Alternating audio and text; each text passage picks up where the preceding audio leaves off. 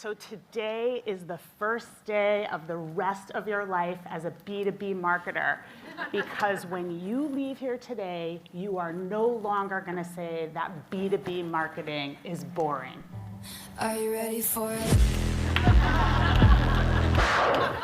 Baby, let the games begin. Okay. Let's talk about Tay-Tay. So Tay-Tay is an unbelievably prolific singer and songwriter.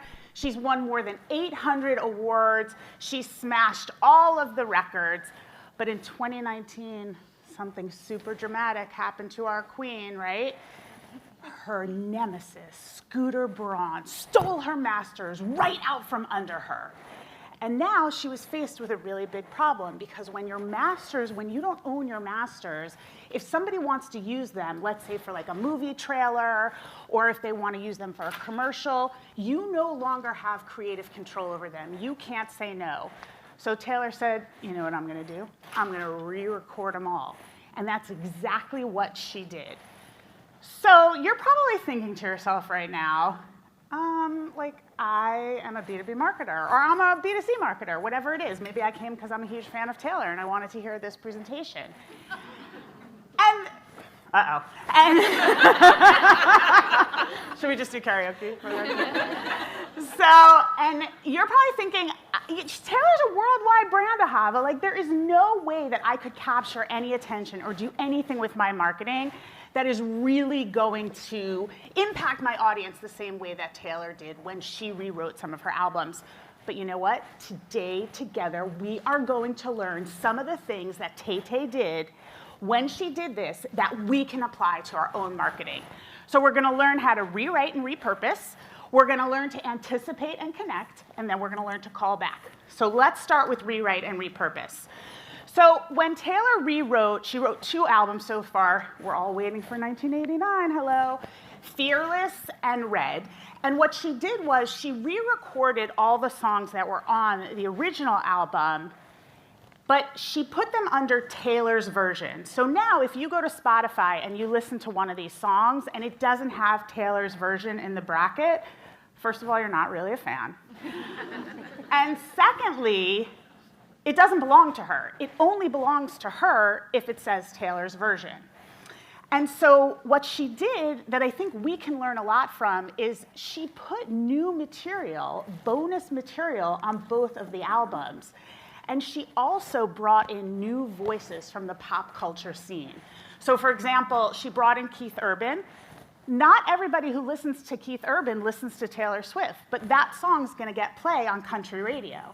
Not everybody who listens to Phoebe Bridgers, who's an up-and-coming young artist, listens to Taylor Swift. They probably think, oh my God, that she's old.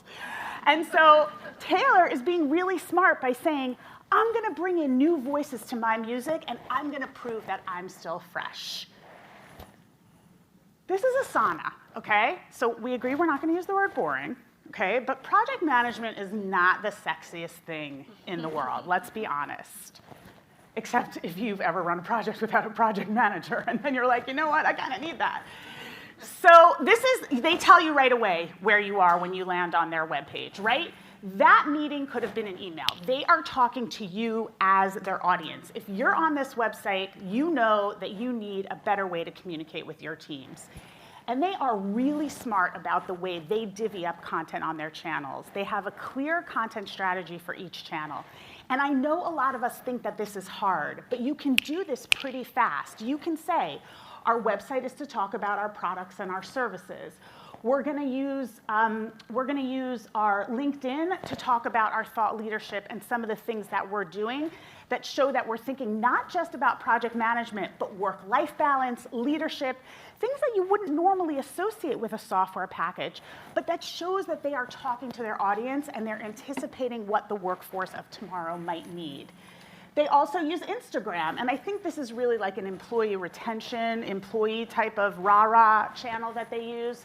And then they're also doing more on LinkedIn with video. So here's something that I think is the thing that we don't talk about in B2B marketing enough, but we have to remember.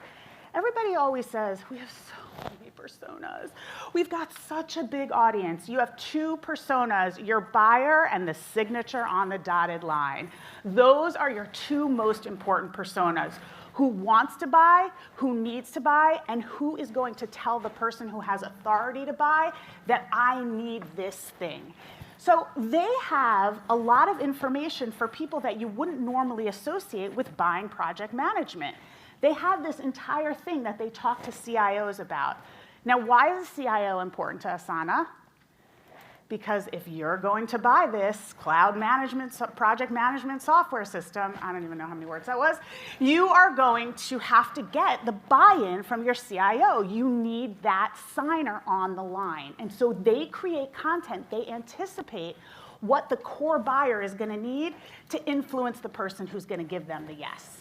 So one of the things that I really like that they do is they have this podcast, but they know that people are busy, and they also know that the persona that needs the thing needs the CIO's buy-in, but might not be able to get the CIO to listen to the podcast either. So they rewrite the podcast and pull out great quotes from the podcast so that if somebody needs this for a presentation, or they need to understand the basics of why a CIO would want to know what sort of security features Asana provides, they have that.